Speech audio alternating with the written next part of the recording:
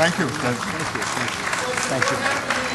Can you tell the public what happened in Niger? Mr. President, any questions on the ambush? You have a response to Maisha Johnson, Mr. President. Can you talk about Niger? President Trump and the Prime Minister of Singapore deciding not to take questions today, but vowing cooperation on trade and security in the White House Rose Garden. Hello, everyone. I'm Dana Perino, and this is the Daily Briefing. International affairs upstaging President Trump's domestic agenda briefly as he pushes Congress to act fast on tax reform. The president assuring middle-class taxpayers earlier today there will be no change to your 401k. This has always been a great and popular tax break, and it stays. We have Fox team coverage, Mike Emanuel on Capitol Hill, but we begin with John Roberts at the White House. I think important today for the president to reassure people that rumors of tax changes of the 401k plans is really important for him to put those to rest if he's not going to go for it. Yeah, because there are a lot of people, Dana, who are involved in making tax policy who say, look, the numbers just aren't adding up, and so we got to get money where we can. And maybe one of the places we can get money is rather than letting people put $18,000 or soon $18,500 a year if you're over the age of 50, even more than that, into a 401k every year. Well, maybe we cap it at somewhere below $3,000. That sent a lot of shockwaves through the financial services market. Clearly, a lot of people who are saving for their retirement, and their 401k is a big piece of that, are looking at this saying, wait a minute, what's going on? So that's why the president was very quick to come out and say, nobody's going to touch your 401k. We believe that this is a big tax benefit to the middle class. And that's what the president is really selling here with tax reform, is benefits to the middle class, going so far as to say that if he enacts the corporate tax reduction from 35 to 20% and brings back a lot of the money that corporations are holding overseas for a small percentage of tax, that will give the average American household an additional $4,000 in their pocket in salary each and every year. So I don't think he's going to let anybody take aim at 401ks, at least not just yet, Dana. He's firing that shot across the bow very loudly. And the president saying that he is going to go to Singapore next year, which I think would be a nice, certainly a nice trip for the White House press corps, but an important relationship for the president of the United States. John, let me ask you about this morning. The widow of Sergeant LaDavid Johnson, who was killed in Niger, spoke out on Good Morning America.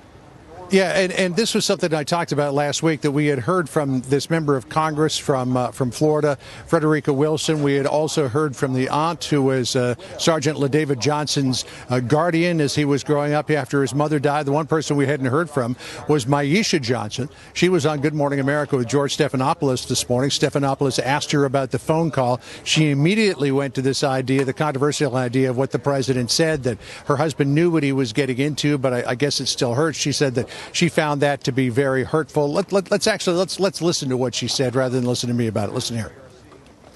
The president said that he knew what he signed up for, but it hurts anyways. And it made me cry because I was very angry at the tone of his voice and how he said it. Like he couldn't remember my husband's name. So Maisha Johnson, for the very first time, weighing in, saying exactly the same thing that Johnson's aunt said, exactly the same thing that Florida Congresswoman Frederica Wilson said. The president answering back on Twitter, saying, quote, I had a very respectful conversation with the widow of Sergeant LaDavid Johnson and spoke his name from beginning without hesitation, exclamation point. So the president there on Twitter, gently in comparison to some of the other tweets that he sent out, disagreeing with what Johnson said about that condolence call. We've talked to people here at the White House. There doesn't seem to be any immediate plan for any further outreach to her, but it's just something, Dana, that I think that if this continues to gain any more traction, they would probably go back and revisit. No, we certainly share our condolences with her and hope that this can be put to rest and let her grieve as she needs to. All right, John Roberts, it was good to see you this past week. So we look forward to having you again on the Daily Briefing. But meanwhile, on Capitol Hill, Congress is moving ahead with tax reform. So President Trump is urging lawmakers to get a bill on his desk by Thanksgiving, warning that Republicans could face trouble in the midterms if they fail to get this passed. Chief Congressional Correspondent Mike Emanuel is live on Capitol Hill. Mike, what are the next steps for Republicans? Well, Dana, there's a lot of pressure on House Republicans to accept a Senate-passed budget plan and then pass it later this week. A Republican source says House Speaker Paul Ryan told House lawmakers last night that essentially he wants to get tax reform done by the end of the calendar year. And so passing this Senate-passed budget later this week is the way to keep on track. Then lawmakers could quickly pivot to tax reform, which the Senate Majority Leader says will be a big legislative accomplishment in the very near future. I can tell you what the overall goal is: middle-class tax relief, the stopping of job exportation because of our horrible business tax structure in this country, to get the country growing again. That, coupled with the regulatory changes the president's already implementing, we think give us a chance to achieve at least 3% growth. So you can expect the whip team in the House to go member to member to make sure that they are on board with getting this budget plan done later this week so they can move forward with tax reform. Democrats are noting that President Trump has said he would like some Democrat support for tax reform. So they are suggesting essentially taking up some ideas that they favor, such as one that would encourage businesses to invest in American workers. There's a fork in the road. The president either decides to work with Democrats on issues like I just talked about, the Patriot Corporation Act, which he said at that meeting that he likes, or he throws in with McConnell and the billionaires. And he's at a fork in the road. If he throws in with McConnell and the billionaires, Democrats don't support it. So you can see a bit of an effort there to try to divide the president from the Senate Majority Leader. Dana? All right, Mike, thank you so much. For more on this, let's bring in Fox News political editor Chris Starwalt, who joins me from Washington, D.C. Chris, this is getting to be now where you actually go from the theory of tax reform to the negotiation. And as we've already seen this morning, the president having to say, OK, wait, don't worry, I'm not going to do anything on your 401ks. This is where the rubber hits the road. There's a rule in newspaper corrections, back when there used to be a thing called newspapers. Or corrections. Or corrections. And that is, don't repeat the error. And what the president ended up doing today was calling attention to the fact that this was even part of discussion. And their alarm groweth as people say, wait, you'd cap contributions, the tax exemption for contributions to 401ks at $2,400 a year. That's crazy. We can't have that. But what that tells us is how spread the field is right now for what the possibilities are here. You talked with both of your guests, or two of your guests on Sunday, about the question of adding another tax bracket for super rich people, a millionaire's tax. That's on the table. But so is a payroll tax cut for working poor. Because they have to figure out how to pay for it. And I asked OMB Director Mick Mulvaney if he thought anybody else would get on board. Let's listen to him. No chance. In fact, I've asked a couple of Democrats if they'd ever vote to lower the corporate tax rate, and they told me no, which is just bizarre, Dana, since they've supported themselves bills in the past. In fact, some Democrat-supported bills that Schumer's talked about, I think Ron Wyden talked about, that actually lowered the corporate tax rate. President Obama talked about lowering the corporate tax rate. Chris, do you really think that no Democrats would be able to get on board? Because it seems to me if they add a fourth tax bracket and they add, taxes for, call it a millionaire's tax, who wouldn't be able to support that on the Democratic side? That's what they've said they wanted. Any and all, as long as there are components in the legislation that they say are deal breakers for them. Look, I think that Trump can pull a couple of these Democrats. Joe Manchin's basically Trump. He's a Trump Democrat, Republican curious from West Virginia. You got the same story in Indiana. You got the same story in North Dakota. Yeah, there's going to be a few senators that might come on board to make up for a Republican defection or two. But in reality, the Republicans have to figure out what it is that they want to do. Do they want something that is a populist solution that they believe will do the most for low-income workers, for the forgotten men and women that Donald Trump talked about, or do they want to do something that is more in the normal conservative mode, which is designed to create greater economic growth? If they try to do both at the same time, they probably won't be able to pass it, and if they did, it won't work. Well, and it has a lot of it does have a lot riding on it for politically speaking. I also spoke to Mitch McConnell yesterday about his feud with Steve Bannon. Listen to what he had to say. This is not about personalities. This is about achievement. And in order to make policy, you have to actually win the election. The kind of people that are supported by the element that you've just been referring to are specialists in defeating Republican candidates in November. And that's what this inter-party skirmish is about. So I think that Republicans on the merits believe tax reform are the right things to do for the economy. I think obviously the president thinks that. But is it also the right thing politically? Lindsey Graham had said last week, if we don't get tax reform done, we're going to lose in the midterms. Your thoughts? I love he calls them this element, like it is a group of hoodlum teenagers hanging out at a record store that they're not happy about. Look, I think the issue here, more than anything else, is that there is a ton of money to be had in raising funds for inter-party primary fights. It's just hugely lucrative for political consultants on every side. It makes a ton of money because you can excite all of this rage and anger, and the Republicans are going to go do this. Mitch McConnell, I'm sure, is right in the sense that it'd be better if they didn't go through this, but it's pretty clear now that the Republicans are not done hating each other. There's a lot of money to be made for people like Bannon and others who are engaged in this conflict, and away they go. All right, well, we'll have you back because we've got to talk about some of these fundraising numbers, which are astounding, but we'll save it for another day. Thank you, Chris Stirewalt. Appreciate it. You bet. And be sure to check out my weekly podcast with Chris. It's called Perino and Stirewalt. I'll tell you what, it's always available for download on iTunes or wherever you listen, and airs on Sirius Channel 450 on Sundays at 8 a.m. It's fabulous. Check it out. An illegal immigrant deported 5 times, now on trial for murdering a young woman in San Francisco. Why his lawyer says he's not guilty.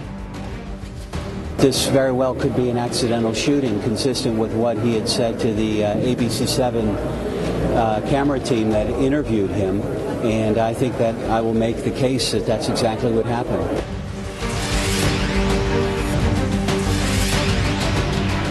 A high-profile murder trial getting underway today in San Francisco. Jose Zarate is accused of shooting and killing Kate Steinle as she walked along a San Francisco pier with her dad in 2015. Zarate is an illegal immigrant who had been deported 5 times before the deadly shooting. President Trump citing the case as a reason to build a border wall and to withhold funding from sanctuary cities. Claudia Cowan is live in San Francisco. We've been waiting for this trial, Claudia. That's right. We have a long time, 2 years, Dana, and now the lawyers on both sides will lay out their arguments in this politically explosive case. It is an emotional case as well.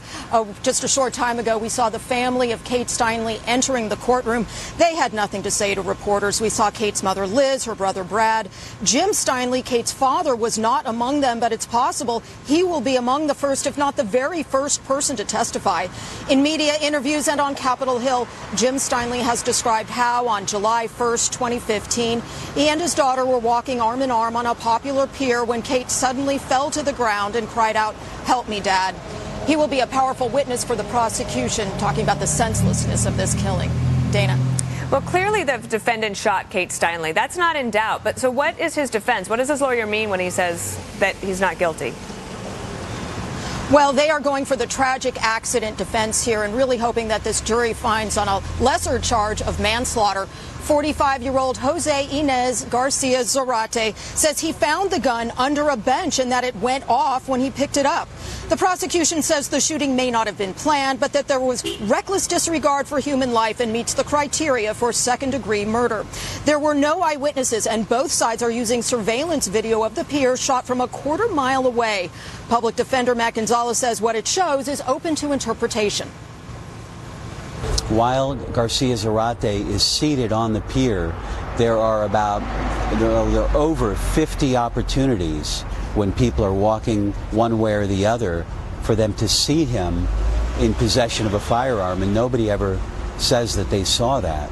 And so that's kind of an interesting fact. Things like that are going to come out.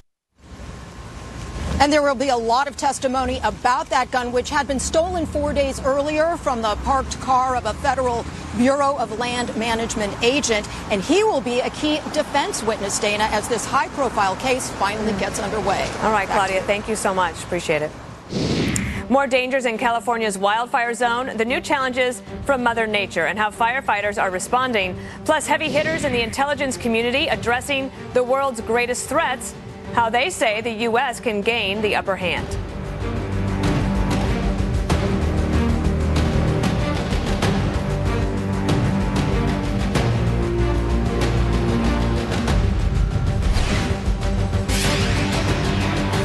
New concerns in California's wildfire zone, with temperatures soaring into the triple digits in the southern part of the state and the Santa Ana winds kicking up. It's creating one of the most dangerous fire conditions in years. The wind gusts could reach 50 miles an hour in some spots. Still, there is progress to report, with the largest wildfire in wine country now more than 90% contained, and most of the other fires should be under control later this week. But the damage has been extensive, with thousands of homes and buildings destroyed and more than 40 people killed.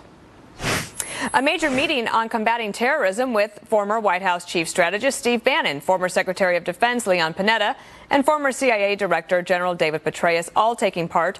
Chief Intelligence Correspondent Catherine Herridge is live in Washington. Catherine, what terror groups are being discussed in this particular conference? Well, Dana, good afternoon. The security conference here in Washington is hosted by the Hudson Institute, and it's focused on three regional actors: Iran, the Muslim Brotherhood, and Qatar. Current and former government officials say Qatar has really been emboldened by the Arab Spring, with former CIA Director Leon Panetta saying a short time ago the Gulf nation has to decide between the U.S. and its Gulf allies or supporting extremism. Qatar, frankly, has had a mixed record. The problem is they can't have it both ways. If you're in that region, you have some common enemies. One is terrorism, and frankly, the other is Iran. And you can't play both sides of the street. Taliban 5 were transferred from Guantanamo Bay to Qatar in 2014 as part of a swap for Sergeant Bo Bergdahl, and as Fox previously reported, now in Qatar, some of the group have been able to re-engage with the Taliban in Afghanistan. This, of course, was one of the most high-profile swaps under the last administration, and clearly back in the news with the Bergdahl sentencing. And Catherine, did Leon Panetta weigh in on Russia? He did. Former Director Panetta said the Russian President Vladimir Putin is not back on his heels, and he strongly suggested that a firmer message should have been delivered after last year's election interference, where Russian-affiliated hackers stole and released Hillary Clinton's campaign emails to damage her, and the hackers probed the voter registration databases for about 24 state boards of election. You have to send a clear message to the Russians. You cannot just hope that at some point they'll be nice guys.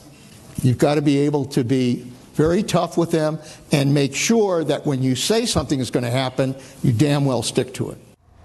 Panetta's message was simply that without a firm response from the United States, you have to fully expect Russia to be very targeted once again on the electoral process in 2018, Dana.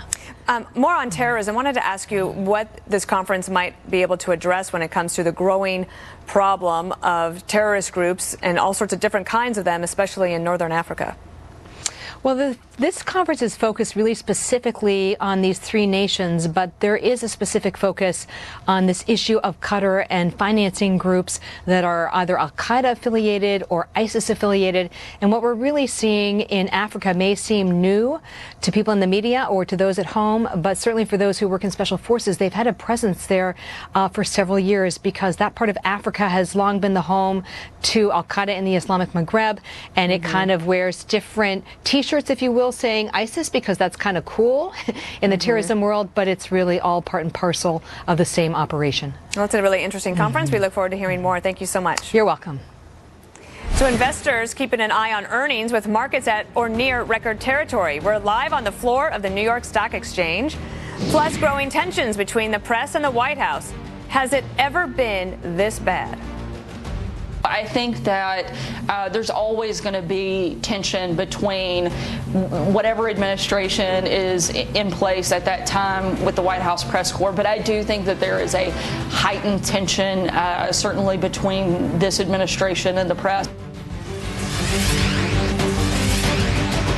The Trump administration finding common ground with former President Jimmy Carter. Yes, you got that right. Both saying that President Trump has faced an unprecedented level of hostility from the media. Here's White House Press Secretary Sarah Sanders with me yesterday on Fox News Sunday. But I do think that there is a heightened tension, certainly between this administration and the press. Hold on, I allowed you to finish. I think you can see that in the coverage. I mean, I've been around press and worked in politics my entire life, and I've never experienced the level of kind of hostility that I think we see day to day. Simon Rosenberg is the president and founder of the New Democrat Network and a former Bill Clinton campaign advisor. And Vince Colonnese is an editorial director of the Daily Caller and host of Mornings on the Mall on WMAL. Gentlemen, before we start, I want to read something that Jimmy Carter said To Maureen Dowd of the New York Times, he said, I think the media have been harder on Trump than any other president, certainly that I've known about. I think they feel free to claim that Trump is mentally deranged and everything else without hesitation. So, Simon, it's your birthday, so you get to go first. Your thoughts on this? Happy birthday. Thank you, Dana, and congratulations on the new show. Thanks. It's great Glad to have you here. Yeah. Listen, every White House always thinks that they're being mistreated. You know this from when you were in there. But the level of intent of the fighting that's going on between the media and the White House is unprecedented. And I think it would be smart for the White House to try to change that dynamic. I mean, I think stop raising questions about the integrity of the First Amendment, stop calling legitimate news organizations fake news. The president should be presidential here and recognize, I think, that in the long run, this isn't good for him. It may feel good in the short term, but in the long term, it's going to undermine his presidency. Well, Vince, I actually think that this fight with the media has helped the president, certainly with his base that are solid and they believe it.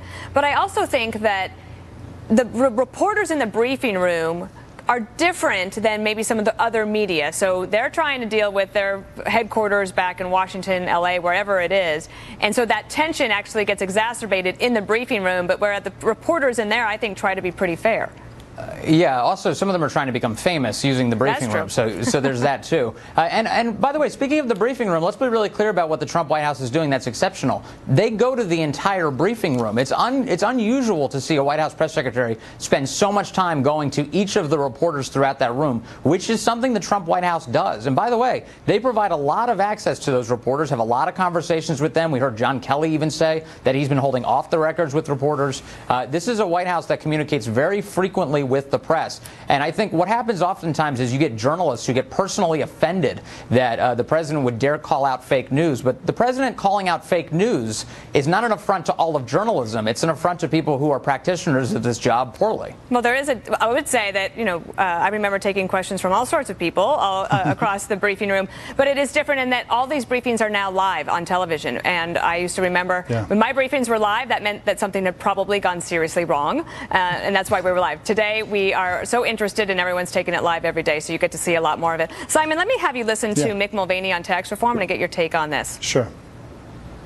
If you live in Wyoming and I live in New York and we make the same amount of money, our house is worth the same amount of money, our cars are worth the same amount of money, all other things being equal, shouldn't we pay the same amount of federal tax? I think it's yes. The president thinks it's yes. Secretary Mnuchin thinks it's yes. Most people think that we should pay the same amount.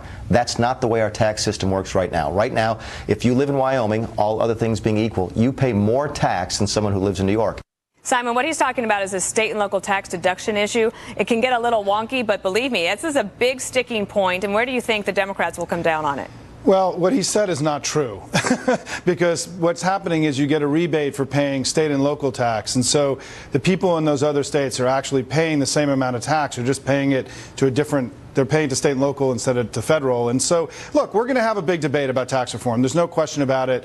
I think the Republicans are making a big mistake because what they're proposing is too beneficial to wealthy people, not enough to the middle class, too many big deficits. I hope that if we end up doing a deal between the two parties, we go halfway, we meet halfway. I'm not sure that's where we're going right now, but I think something will happen this year. But, well, that's interesting, Vince. I mean, I think that if they add this fourth tax bracket that we talked about yesterday on the Sunday show, then why wouldn't the Democrats be willing? Because they said they want more taxes on the wealthy, and that's what this bill would do if it turns out that way. The reason they wouldn't be willing is just simply politics. It has nothing to do with the ideological realities of this or whether or not anything has changed. I mean, so long as it's Trump's ownership, those Democrats that are going to oppose this are going to oppose it. But I think ultimately there is negotiating going on behind the scenes. I think you could see an extra bracket. I think you could see those state and local tax deductions stay. This is all up for negotiation. Whatever Democrats end up standing out against this, even if they don't give tax cuts of any kind to wealthy Americans, are going to do it based on they just don't like Trump. All right. Well, Simon Rosenberg, happy birthday. And Vince Colonnese, thanks for being here. We'll have you back. Sure. Thank you. On Wall Street, the Dow, S&P 500, and NASDAQ all opening higher this morning before pulling back a bit as earnings season kicks into high gear. Nicole Petalides is on the floor of the New York Stock Exchange. Nicole, we keep talking about records. Give us some perspective here. Right, and I don't think anybody is tired of hearing the records for the most part, Dana. As we know, their 401ks and IRAs are doing better. We've hit the 23,000 mark now.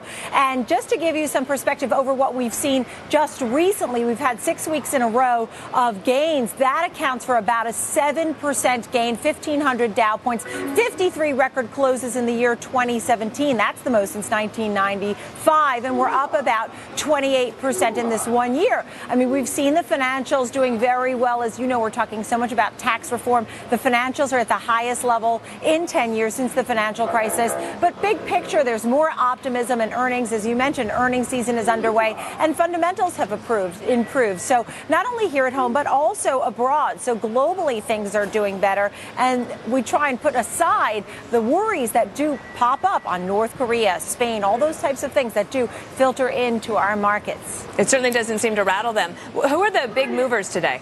Oh, we do. We have a lot of big news that's happened today and Friday on the heels of General Electric, which actually cut the forecast going forward. Fell on Friday. It's down again today. We are seeing it dropping. Also, Hasbro saying that Toys R Us bankruptcy is going to hurt them, and Tesla working on a factory in Shanghai. And then you turn those arrows around and you're looking at names such as T-Mobile and Target, which are gaining. So while Hasbro and GE are down 6-8%, you're seeing these ones to the upside today. Target now, as you know, holidays are coming, and we're going to watch these retailers try and battle it out for your bucks. So Target's the first now, saying free shipping, 1,000 items under $15, just trying to get the money during the holiday season. And we are seeing a forecast of nearly 4% growth year over year on how much consumers plan to spend this holiday. So people are feeling a little better. Back to you. Well, absolutely. That is pretty significant. All right, Nicole Petalides, thanks so much. Thanks, Dana.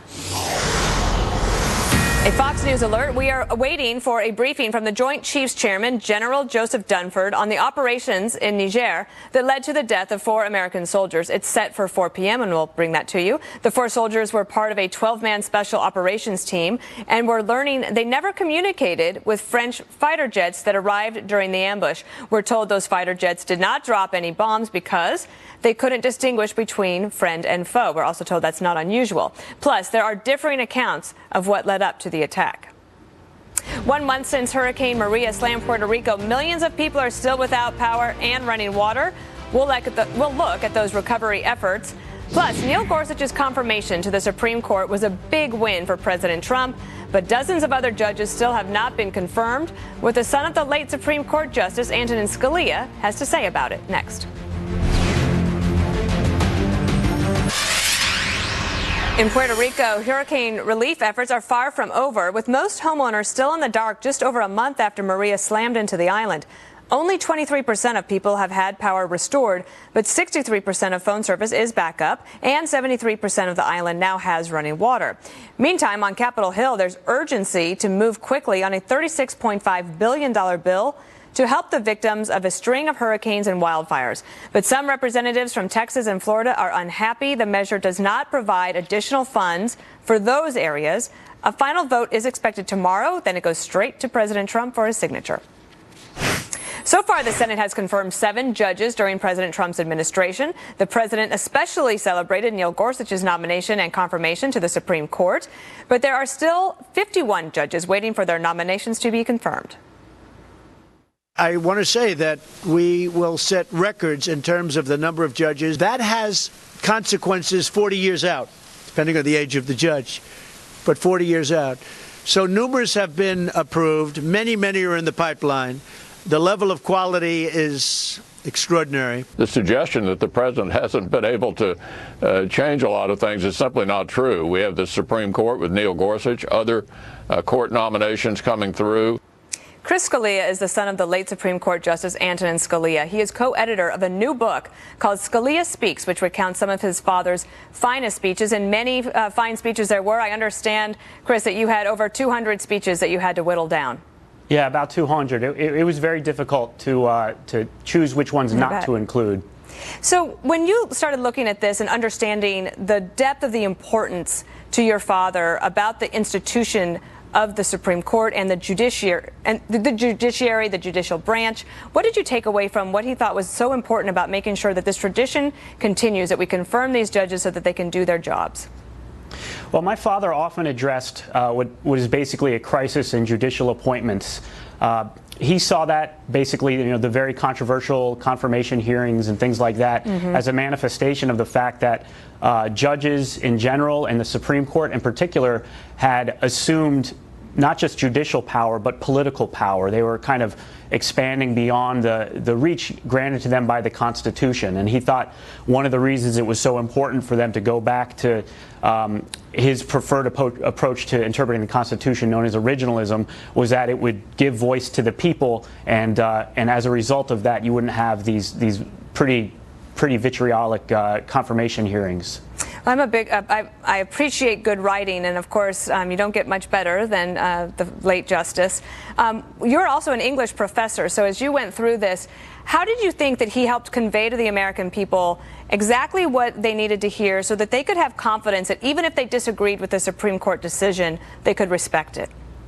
Well, his opinions were known for being accessible and very clearly written, especially for, legal opinions by that standard. He was writing in that case for law students. His speeches are even more accessible because he's speaking not only for law students, but just people, citizens interested in how the government works and interested in how the law is supposed to work.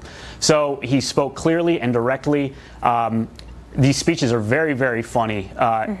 His personality comes through very clearly in the speeches, even more so in the opinions. And he spoke a lot. He traveled around the country and really around the world to make sure that as many people as possible could hear his ideas. I mean, I have a very fond memory of your dad. I got to go to the White House dinner for Berlusconi, the former prime minister, and I took my dad. And he had not been to the White House before, and we walked in, and it was this big celebration for Italian Americans, of which I have some heritage there. And we walked in, and one of the first people we saw was Antonin Scalia, and he gave me this huge hug and thanked me for being there. And he was also there with Justice Alito, and I just remember, he could get pilloried in the press sometimes, but he was really a faithful person. And one of his best friends, you write about, was Justice Ginsburg. That's right. Justice Ginsburg was friends of his and my parents and her husband for over 30 years. They first started working together in the early 80s. She wrote the foreword to this collection of speeches, and the collection includes a roast that my father gave for Justice Ginsburg when he was on the Supreme Court and she was still on an appeals court. And the affection they have for each other is clear from both the foreword and that roast. They were very good friends. Who would you suggest this is a good book for? Because I love it because I like good writing. I like the law, even though I'm not a lawyer. I think it's accessible. But if you were thinking of somebody to give this book to, who would it be? Well, I think anybody interested in American government would be interested in this book. Obviously, people very interested in the law would be, but that's not all he talks about. In fact, most of these speeches aren't really about the law. They're about great figures in American history, American kind of political philosophy. You mentioned Italian Americans. There's a great speech about Italian Americans and Irish Americans. There's a moving speech about the Holocaust. He touches on so many issues. It's really remarkable. Well, Chris Scalia, you are a tribute to your father, and thanks for being here today. Congratulations on the book. Thank you very much, Dana. So Secretary of State Rex Tillerson is on a week-long overseas trip. Today he made unannounced stops in Afghanistan, but it wasn't the only secret stop on his itinerary. Plus, Defense Secretary James Mattis is also overseas. He is talking to his Southeast Asian counterparts on a strategy to deal with the North Korean threat. Secretary of State Tillerson makes a surprise visit to Afghanistan to reaffirm the U.S. commitment to stand with that nation against the Taliban. Tillerson confirmed the U.S. buildup for that will add 4,000 troops in the country. Hours later, Secretary Tillerson made another unannounced stop in Baghdad this time. He is looking to consolidate an Arab coalition to neutralize Iran's influence in the region. Defense Secretary James Mattis talking tough on North Korea with 10 of his Southeast Asian counterparts in the Philippines today. As reports indicate, the U.S. is preparing to place B-52 bombers on a 24-hour alert for the first time since 1991. Senior Foreign Affairs correspondent Greg Palcott is live in London. Greg, what about this B-52 story? Dana, I think the safest thing to say about this is that the U.S. Air Force is ready for anything. A defense website earlier today reported that preparations were being made at a U.S. air base in Louisiana to have those nuclear-armed B-52s at a readiness not seen since the Cold War days. Fox News has been told while there is work being done at the base, Right now, there are no specific plans to go on that alert status, but they did stand behind a quote coming from the top Air Force General David Goldfein. He says their job is to provide options for the commander-in-chief and the commanders. And I think, Dana, probably the clearest sign of any action regarding North Korea would be if there's preps regarding the B-52s at the Guam Air Base. That's the closest into the action. That would be a tell for sure. What has Secretary Mattis been saying?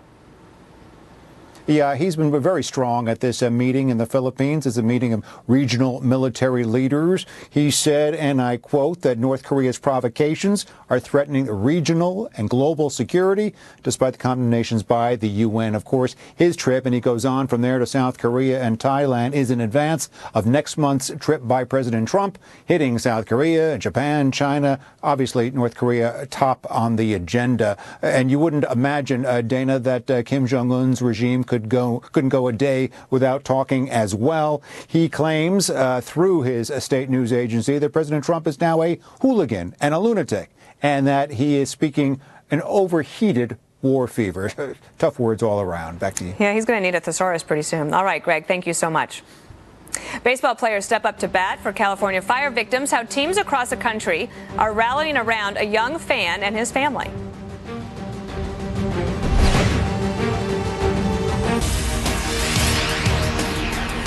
We have some good news to close the hour, and it's a home run. 9-year-old Lauren Jake Smith from Santa Rosa, California, is a big baseball fan. He just got to meet some players from his favorite team, the Oakland Athletics. Listen. You must be pretty excited. Yeah, I'm pretty excited. And what do you want to be when you grow up? I want to be a baseball player. For what team? The Oakland A's. He's got it all mapped out. Lauren's love for America's pastime is inspiring teams and fans to step up to the plate. His family lost everything, including their baseball memorabilia, in the California wildfires. He wrote a heartfelt letter to the A's after the tragedy, and it quickly went viral. Major league teams are now rebuilding Lauren's collection by donating dozens of new items, and his family says they will pay it forward and give some of the memorabilia to other fire victims. So be sure to catch Wednesday's daily briefing. Former First Daughters Barbara Bush and Jenna Bush Hager will sit down with me to discuss their new memoir, Sisters First, Stories from Our Wild and Wonderful Life. It's a really great laugh-out-loud book, so hope you'll be here for that. I'm Dana Perino, and as always, here's Shepard Smith.